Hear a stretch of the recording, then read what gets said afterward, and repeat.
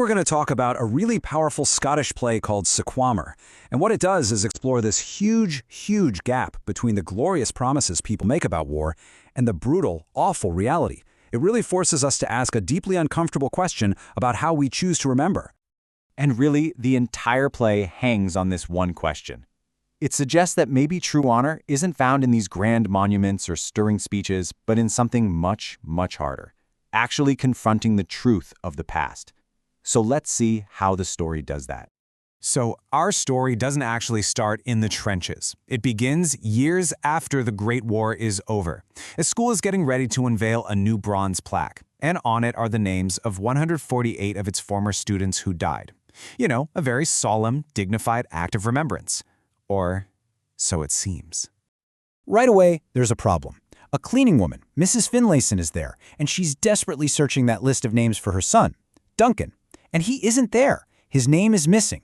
And this one simple, heartbreaking moment just kicks off this whole journey back in time, trying to figure out how a boy could be sent to war, die for his country, and then just be forgotten. Okay, so to get some answers, the play throws us all the way back to 1914. We're in the classroom of Rector Gibson. He's the school's headmaster, a really charismatic guy who just deeply believed in the power of words and the glory of all those classical ideals.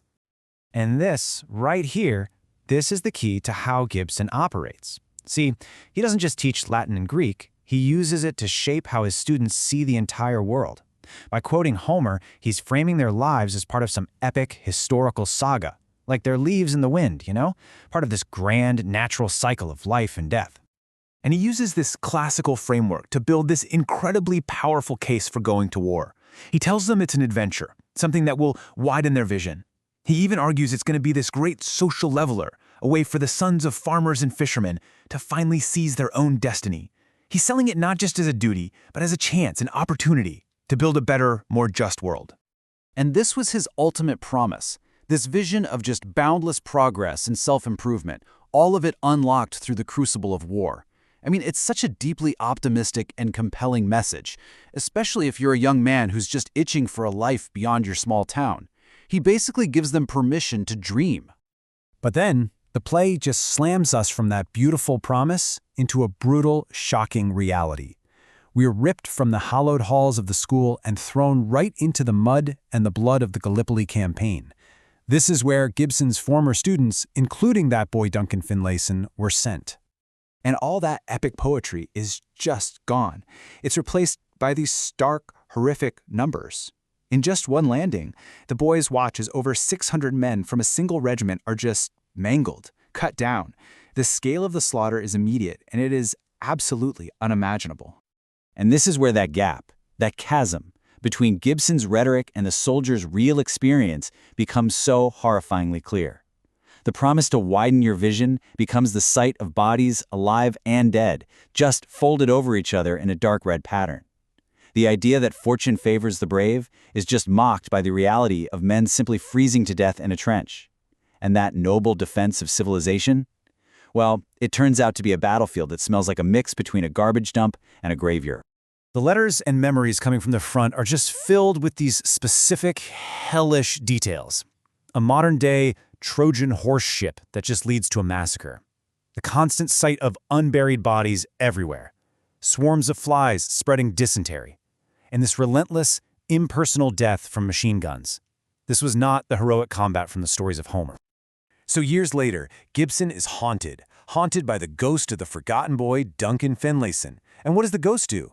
He throws Gibson's own academic knowledge right back in his face. He accuses him of being sheltered from the real consequences of his words, all wrapped up in his academic gown, like a cocoon. He never actually had to live what he preached. So the war might be over on paper, but its shadow is long, and the play shows how Gibson is forced for years and years to reckon with the fallout of the conflict, and, of course, his role in all of it. And Gibson's haunting, it kind of takes three different forms. First, there's the living trauma of the survivors, like a former student who now beats his wife in his sleep, literally living the terror of the war every single night. Second, the ghosts of his dead students come back to challenge him on that better world he promised them, a world that, never actually arrived. And finally, he's haunted by the political reality of the 1930s, a world that's lurching toward another war, not the just society he talks so much about. Yeah, This is not the same confident man we met in 1914. He's broken. He's just consumed by doubt and by guilt. He starts poring over the letters from his former students, just horrified by what they went through, and he finally asks his wife this absolutely devastating question, basically admitting the total failure of his own words. And this brings us right back to where we started, back in the 1930s. The town wants to honor its heroes, and they turn to the now-retired, haunted Rector Gibson to do one last, very public duty. That's right. They ask him to give the speech and to unveil the memorial, the very same one where Duncan Finlayson's name is missing. I mean, it's the ultimate test, isn't it? How can a man so full of doubt talk about glory? How is he supposed to commemorate the very boys he now feels he's so terribly misled? And at the very heart of all this is the school motto, Sequamur. It's a simple Latin phrase, and it just means we will follow. You know, it represents tradition, duty, following the example of those who came before you. But the play forces us to ask, after everything we've seen, after that horrific gap between the promise and the reality, what exactly are we supposed to follow? The old words? The glorious ideals that led to all that slaughter? The tradition of sending young men off to die based on quotes from ancient poems? What are we following? And here it is, the play's brilliant final twist. The ghost of Duncan tells Gibson that he must give that speech, not in spite of his guilt and his doubt, but because of it.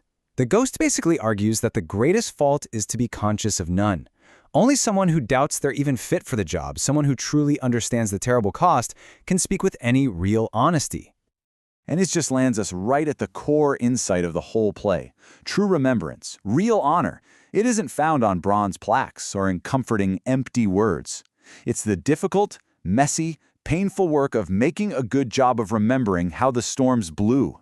It demands that we confront not just the loss, but also the flawed rhetoric and the broken promises that led to it.